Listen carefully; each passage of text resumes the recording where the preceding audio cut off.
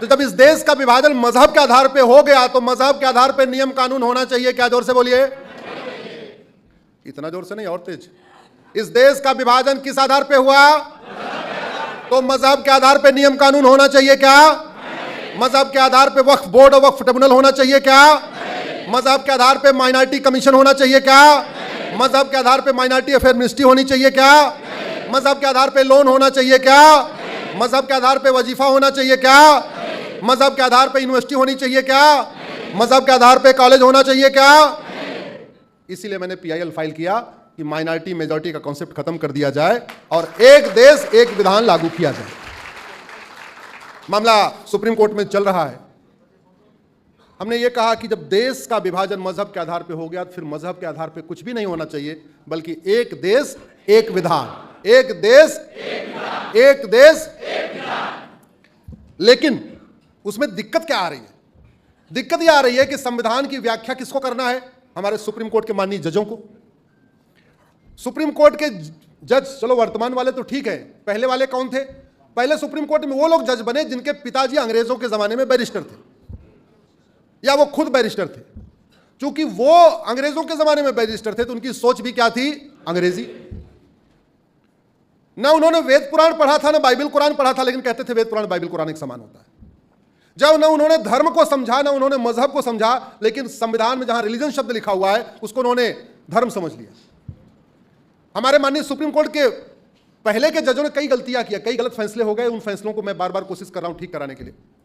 जैसे संविधान freedom of religion देता है, लेकिन कई जगह गलत फैसले हो गए, फ्रीडम ऑफ रिलीजन को फ्रीडम ऑफ कन्वर्जन समझ लिया। संविधान रीतियों की इजाजत देता है, लेकिन कई बार कुरीतियों को भी इजाजत मान लिया गया। भारत का संविधान रीतियों की इजाजत देता है, कुरीतियों की नहीं। भारत का संविधान प्रथा की इजाजत देता है, कुप्रथा की नहीं। भारत का संविधान सत्य बोलने की इजाजत देता है, झूठ बोलने की नहीं। भारत का संविधान प्रेम करने की इजाजत देता है, नफरत करने की नहीं। इसलिए आज मुंबई से आज मैं आप लोगों से कुछ सवाल पूछता हूं और कुछ मुझे पता है कि वीडियो पहुंच जाएगा, हमारे माननीयों तक पहुंच जाएगा। जो मजहब इक्वलिटी को ना मानता हो और संविधान कहता है article 14 equality before law equal protection of law, लेकिन अगर कोई मजहब आर्टिकल 14 को मानता ही नहीं इक्वलिटी को, तो क्या उस मजहब को भारत में भारत का संविधान इजाजत देगा क्या? जोर से बोलिए जरा।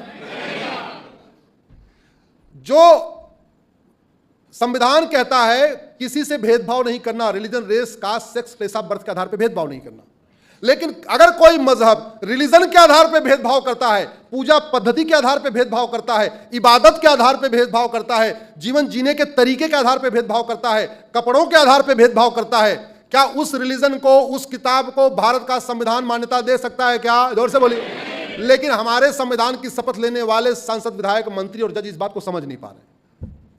यह संविधान भारत का है या पूरी दुनिया का है? जोर से बोलिए जरा। यह संविधान अमेरिका और इंग्लैंड का है या भारत का?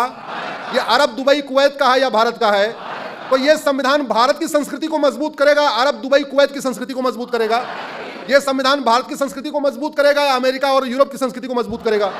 इतनी छोटी सी बात आपको समझ में आ रही है, लेकिन इसको हमें समझाने में बहुत मेहनत करनी पड़ रही है। इतनी देखो सब बता दे, ऐसे लगता है सारे कॉन्स्टिट्यूशन एक्सपर्ट हो गए। अब हो क्या रहा है? माइनॉरिटी के नाम पे सब कुछ चल रहा है, लेकिन माइनॉरिटी कौन है ये ना संविधान में लिखा हुआ है ना किसी कानून में लिखा हुआ है। Who is minority? God knows. Bharat वाले नहीं जानते माइनॉरिटी कौन है, लेकिन सब कुछ माइनॉरिटी के नाम पे चल रहा है। अरे भैया, अल्पसंख्यक उसको कहते हैं जिसकी संख्या कुछ 100 हो। अल्पसंख्यक की यूनिट 100 हो सकती है, या चलो भारत बड़ा है तो माइनॉरिटी की यूनिट 1000 हो सकती है, या चलो और भारत बड़ा है तो माइनॉरिटी की यूनिट लाख हो सकती है, माइनॉरिटी की यूनिट करोड़ हो सकती है क्या? जोर से बोलिए जरा। तो इस देश में जिसकी संख्या करोड़ों में है वो माइनॉरिटी हो सकता है क्या? इस देश में केवल यहूदी और बहाई ही माइनॉरिटी हो सकते हैं, पारसी माइनॉरिटी हो सकते हैं, बाकी कोई माइनॉरिटी नहीं हो सकता। लेकिन संविधान की शपथ लेने वालों को जो बात आपको समझ में आ रही है उनको समझ में नहीं आ रही। क्या करूं? कोशिश कर रहा हूं समझाने के लिए, आप इसको समझिए। यूएन कहता है एनी ग्रुप और community which is socially, economically, politically non dominant and inferior in population less than 1%। UN कहता है ऐसा समुदाय जिसका कोई सामाजिक वजूद ना हो, कोई आर्थिक वजूद ना हो, कोई राजनीतिक वजूद ना हो, और संख्या में नगण्य हो, उसको कहते हैं माइनॉरिटी। इस देश में ऐसे लोग जो 150 लोकसभा में तय करते हैं कौन जीतेगा कौन हारेगा। इस देश में ऐसे लोग जो भारत की 800 विधानसभाओं में तय करते हैं कौन जीतेगा कौन हारेगा। इस देश में वो कम्युनिटी जो 1 करोड़ 2 करोड़ 5 करोड़ 10 करोड़ 15 करोड़ 20 करोड़ नहीं बल्कि 25 करोड़ हो चुकी है, यानी बस अमेरिका से थोड़ी सी कम है, उसको कह रहे हैं नहीं वो माइनॉरिटी है। ये बंद होना चाहिए कि नहीं होना चाहिए। और वैसे भी भारत में माइनॉरिटी मेजॉरिटी की जरूरत ही नहीं है। माइनॉरिटी और मेजॉरिटी की जरूरत पाकिस्तान में है, क्योंकि पाकिस्तान के सब लोग एक समान नहीं है। माइनॉरिटी और मेजॉरिटी का concept, minority commission, minority film mistake जरूरत बांग्लादेश में है, क्योंकि बांग्लादेश में सब लोग एक समान नहीं है। बांग्लादेश सेकुलर देश नहीं है, पाकिस्तान सेकुलर देश नहीं है। Minority commission, minority film mistake जरूरत तो अफगानिस्तान में है, क्योंकि अफगानिस्तान एक इस्लामिक कंट्री है, वहां सब एक समान नहीं है। भारत में जहां सब लोग एक समान है, equality before law, equal protection of law, article 14, 15, 19, बोलने का अधिकार, भोजन का अधिकार, घूमने का अधिकार, टहलने का अधिकार, व्यापार का अधिकार, हर चीज की स्वतंत्रता, सबको एक समान है। फिर इस देश में माइनॉरिटी मेजॉरिटी की जरूरत है क्या? सबसे बड़ा ब्लंडर तो आर्टिकल 25 से आर्टिकल 30 की व्याख्या में किया। किसी ने आर्टिकल 30 की आवाज दिया था, इसलिए मैंने अच्छा याद दिला दिया उन्होंने। हाँ,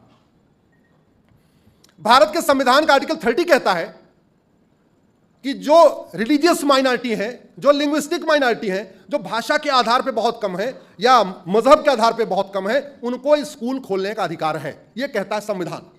लेकिन संविधान की पढ़ने वालों ने पता नहीं कौन सा चश्मा पहना, भारत का चश्मा था या अरब का चश्मा था, भारत का चश्मा था या अमेरिका का चश्मा था, कम से कम भारत का तो नहीं था। उन्होंने आर्टिकल 30 में बहुत बड़ा ब्लंडर कर दिया। ब्लंडर क्या किया? आर्टिकल 30 कहता है रिलीजियस माइनॉरिटी। तो रिलीजियस माइनॉरिटी का मतलब पहले तो यह तय हो जाए ये माइनॉरिटी किस लेवल पे देखी जाएगी, नेशनल लेवल पे देखी जाएगी, स्टेट लेवल पे देखी जाएगी या डिस्ट्रिक्ट लेवल पे देखी जाएगी। पहले तो आपको यूनिट तय करनी पड़ेगी। दूसरा, परसेंटेज क्या होगा, संख्या क्या होगी, और तीसरा, केवल भारत के जो रिलीजन है उसमें माइनॉरिटी मेजॉरिटी देखा जाएगा या पूरी दुनिया में देखा जाएगा।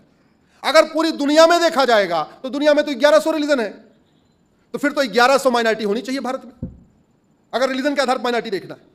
अगर लैंग्वेज के आधार पर देखना है तो भारत में दुनिया में 6,500 भाषाएं बोली जाती हैं और उसमें से लगभग 400 भाषा भारत में बोली जाती है। फिर तो 400 लिंग्विस्टिक माइनॉरिटी हो गए, और जो 1100 रिलीजन है उसमें से लगभग 100 रिलीजन भारत में रहते हैं, 100 रिलीजियस माइनॉरिटी हो गए। अरे भैया, अगर लिंग्विस्टिक माइनॉरिटी देखना है तो भारत के अंदर देखा जाएगा। अगर तमिलनाडु में कोई गैर तमिल है, उसकी संख्या कम है, उसको लिंग्विस्टिक माइनॉरिटी मान लेंगे। महाराष्ट्र में कोई ऐसा है जो मराठी नहीं बोल पा रहा है, वो लिंग्विस्टिक माइनॉरिटी हो गया। कर्नाटक में जो कन्नड़ नहीं बोल पा रहा है, वो लिंग्विस्टिक माइनॉरिटी हो गया। ऐसे ही लैंग्वेज, रिलीजन के आधार पर अगर आपको देखना है, अगर रिलीजन के आधार पर देखना है तो जो भारत के रिलीजन जो इक्वलिटी को मानते हैं, जस्टिस को मानते हैं, वसुधैव कुटुंबकम को मानते हैं, यूनिवर्सल फ्रेटर्निटी को मानते हैं, जैसे जैनिज्म, बुद्धिज्म, सिखिज्म, उनमें से आप आइडेंटिफाई कर सकते हैं। जो विदेशी रिलीजन है, जो भारत के संविधान को नहीं मानता, भारत की प्रियम्बल में लिखा हुआ लिबर्टी ऑफ थॉट, विदेशी रिलीजन लिबर्टी ऑफ थॉट देता है क्या? जोर से बोलिए जरा। भारत के प्रियम्बल में लिखा हुआ लिबर्टी ऑफ बिलीफ, विदेशी रिलीजन लिबर्टी ऑफ बिलीफ देता है क्या? जोर से बोलिए। भारत के कॉन्स्टिट्यूशन के प्रियम्बल में लिखा हुआ है लिबर्टी ऑफ वर्शिप, विदेशी रिलीजन लिबर्टी ऑफ वर्शिप देता है क्या? नहीं। वो कहता है जैसे मैं इबादत करता हूं ऐसे ही करना पड़ेगा। मैं जो किताब पढ़ता हूं इसी किताब को सच मानना पड़ेगा। आप उस किताब के ऊपर बहस भी नहीं कर सकते, उस किताब के ऊपर आप डिस्कशन नहीं कर सकते। जो लिबर्टी ऑफ थॉट छीन लेता है, लिबर्टी ऑफ बिलीफ छीन लेता है, लिबर्टी ऑफ वर्शिप छीन लेता है, आपकी सोचने की स्वतंत्रता छीन लेता है, आपको वस्त्र की स्वतंत्रता छीन लेता है, आपको मेकअप करने की स्वतंत्रता छीन लेता है, आपकी सारी आजादी छीन लेता है, आपको त्योहार मनाने की फ्रीडम छीन लेता है। क्या ऐसे रिलीजन को भारत में आप माइनॉरिटी का दर्जा देंगे क्या? और अगर ऐसा देंगे तो फिर भारत का आप विनाश कर रहे हैं। हिरन और भेड़िया एक समान होता है क्या? जोर से बोलिए जरा। ये बात आपको समझ में आ रही है? हमारे संविधान की शपथ लेने वाले सांसदों, विधायकों, मंत्रियों और जजों को समझ में नहीं आ रही है। वो कह रहे हैं article 14 equality before law, equal protection of law, इसका मतलब जितना राशन पानी भेड़िए हिरन को देना है उतना ही राशन पानी भेड़िए को देना है। नतीजा क्या होगा? भेड़िया मतलब, और बाद में किसको खाएगा? हिरन को खाएगा। क्या बबूल और आम एक समान होते हैं क्या?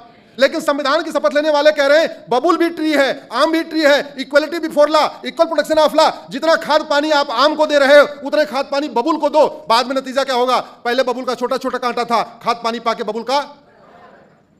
और याद रखिएगा, बबूल और आम एक जगह आपको पूरी दुनिया में कहीं दिख ही नहीं सकते। या तो आम होता है या तो बबूल होता है। आम के बगल में बबूल लगाएंगे तो भी आम सूख जाएगा, बबूल के बगल में आम लगाएंगे तो भी आम सूखेगा। आम और बबुल एक साथ सर्वाइव नहीं कर सकते। लकड़बग्घा और गाय, लकड़बग्घे के बगल में गाय बांध दीजिए, गाय के बगल में लकड़बग्घा बांध दीजिए, 5 साल 2 दिन के बाद कौन बचेगा वहां? जोर से बोलिए। हिरन और भेड़िया एक बगल में बांध दीजिए, 5 घंटे के बाद वहां कौन बचेगा? इतनी छोटी सी बात हमारे संविधान की शपथ लेने वाले समझ नहीं पा रहे। केवल और केवल जबरदस्ती अपने आप को बड़ा टैलेंटेड समझते हैं, लेकिन बेसिक ग्राउंड रियलिटी समझ नहीं पा रहे। आर्टिकल 30 को मैं फिर से एक्सप्लेन कर दूं।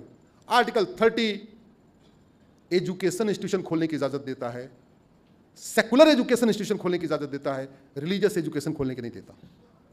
आर्टिकल 30 की अब तक गलत व्याख्या होती रही है। आर्टिकल 30 कहता है जो भारत में एकदम कम है, संख्या में नगण्य है, चाहे वो मजहबी आधार पे, चाहे वो लैंग्वेज के आधार पे, वो भी एजुकेशन इंस्टीट्यूशन खोल सकता है। यानी इंजीनियरिंग कॉलेज खोल लो, लॉ कॉलेज खोल लो, मेडिकल कॉलेज खोल लो, यूनिवर्सिटी खोल लो, बीए बीएससी कॉलेज खोल लो। वो मदरसा खोलने की इजाजत नहीं देता, वो मिशनरी स्कूल खोलने की इजाजत नहीं देता। इसलिए आर्टिकल 30 से पहले हमारे संविधान निर्माताओं ने 2 और आर्टिकल डाल दिया जिसपे आज तक कभी चर्चा ही नहीं होती है। पहले आर्टिकल 27 में कहा कि मजहब को प्रमोट करने के लिए सरकार 1 रुपए खर्च नहीं करेगी। आर्टिकल 27 में लिखा हुआ है। धर्म को प्रमोट करने पर रोक नहीं लगाई। संविधान में कहीं नहीं लिखा हुआ है धर्म को प्रमोट सरकार नहीं करेगी। रोक किस पे लगाई? जोर से बोलिए। मजहब को। आर्टिकल 28 में कहा कोई सरकार के द्वारा मान्यता प्राप्त स्कूल में कोई रिलीजियस टीचिंग नहीं होगी, कोई मजहबी तालीम नहीं होगी। धार्मिक शिक्षा देने पर रोक नहीं लगाई। किस पे रोक लगाई? मजहबी तालीम पे। लेकिन हमारे संविधान की शपथ लेने वालों को धर्म और रिलीजन का अंतर ही नहीं पता था। इसलिए जहां लिखा था कि मजहब को प्रमोट करने पे 1 रुपए खर्च नहीं होगा, उन्होंने सोचा धर्म को प्रमोट करने पे रोक लगा दिया। जहां यह लिखा था मजहबी तालीम नहीं होगी, यानी कोई कुरान नहीं पढ़ाया जाएगा, ना बाइबल सिखाया जाएगा, उन्होंने सोचा अच्छा इसका मतलब भगवत गीता पे भी रोक है, रामायण पे भी रोक है। अरे भैया, रामायण भगवत गीता धार्मिक ग्रंथ है, बाइबल और कुरान मजहबी पुस्तकें हैं। अंतर क्या है? भगवत गीता, वेद, उपनिषद, पुराण वसुधैव कुटुंबकम सिखाते हैं, मजहबी किताबें वसुधैव कुटुंबकम नहीं सिखाती। धार्मिक जो हमारे भगवत गीता, रामायण 1 अर्थ 1 फैमिली सिखाते हैं।